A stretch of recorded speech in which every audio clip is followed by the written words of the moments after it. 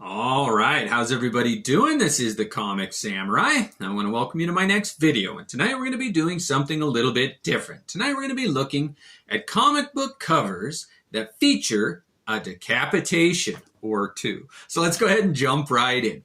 First up, we got this Conan the Barbarian number 248, and it's got a beautiful cover done by Art Adams. And I am not ashamed to say that he is my favorite comic book artist. So when I saw this one and realized that it's a twofer, not only does it have a decapitation on it, but this is a bondage cover too. That's Red Sonja in the back there. What a beautiful cover and what a great way to start this off. Next up, we got The Darkness number 11, and this is a Mark Silvestri cover. And it's a big trope in comic books to have the main character's head decapitated on the cover. And this one introduces a little bit of sexuality into the mix.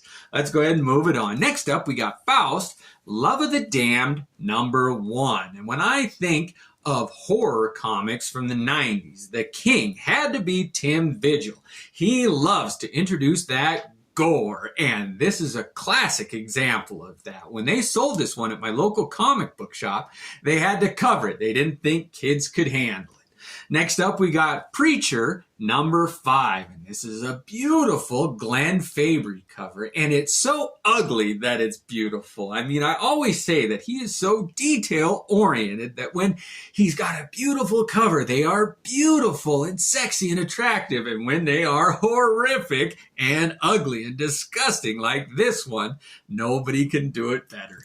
Next up, we got Spawn number 15, and this is a Todd McFarlane cover, and what an interesting twist on decapitation, where you've got medieval Spawn with the Violator's head on his sword. I really like McFarlane's take on a decapitation.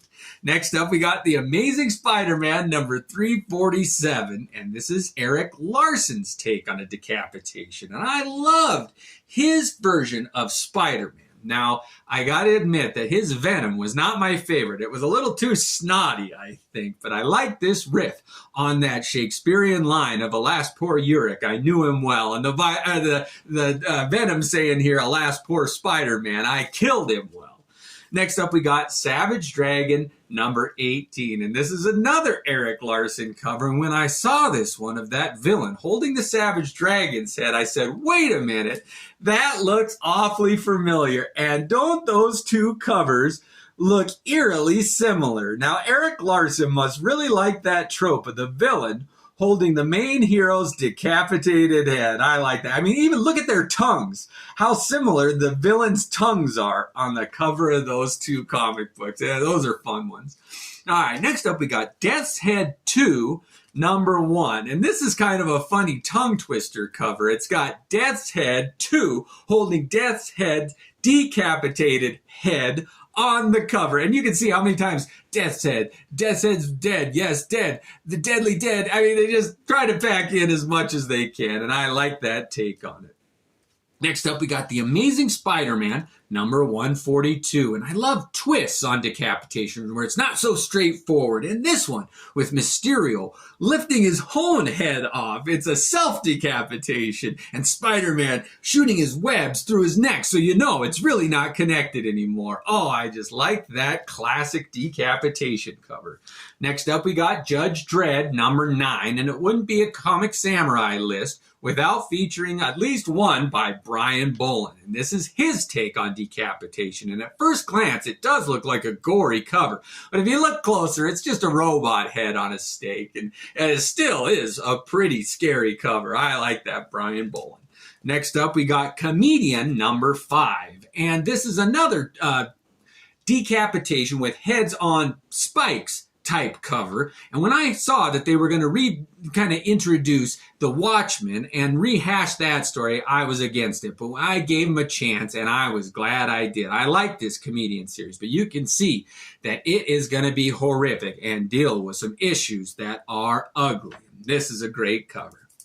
Next up, we got Deadpool Core number 8, and it's a Rob Liefeld cover. And I thought this one was funny because Rob Liefeld likes to overdo things and push the envelope a little bit. Just see how much he can get away with. And this one, Deadpool's got 2 alien heads he's carrying there. He couldn't just be happy with one decapitation. Liefeld had to do 2. And I thought, how fitting is that?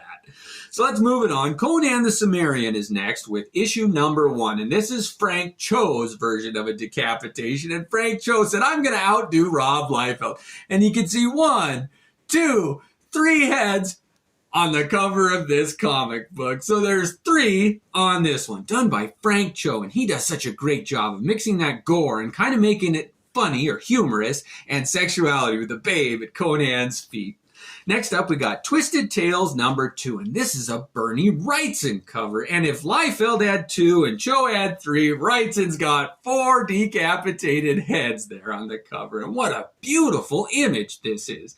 Nobody can do classic horror like Bernie Wrightson.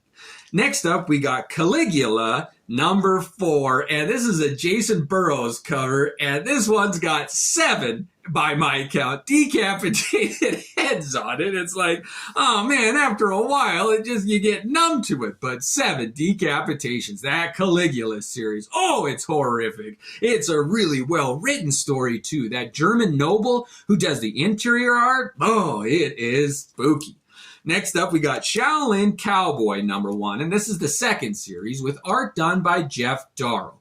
And this has a little bit of humor on it. It's a bathroom scene, and nobody likes seeing scenes shot in a bathroom. But this has got a body still sitting on the stall, but the head is on the floor there. But what gets it for me is there's a little chihuahua in the foreground running away with a severed hand, and that just cracks me up.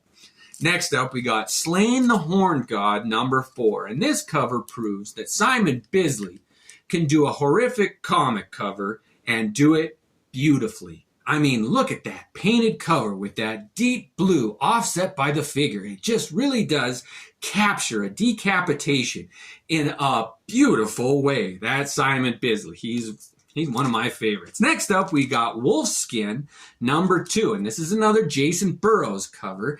And I like this one because he's in the act of decapitating too.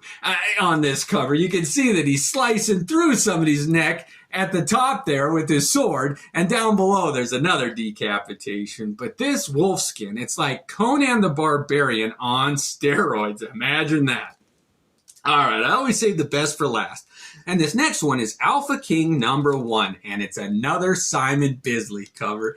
And the decapitations on this one, I had to feature this one as my favorite because one hand is decapitating somebody as the other one just got done decapitating somebody. So it's a twofer again. So I had to start it and end it with a twofer. All right. Well, I hope you enjoyed those decapitation covers. I want you to know that I am not trying to glorify violence in any way, shape, or form. I just wanted to enjoy some good, humorous, gory, graphic comic book art, and these were my favorites. But I really want to know what your favorites are. I know I missed some great decapitation covers, so let me know. But thanks for joining me. Have a great night.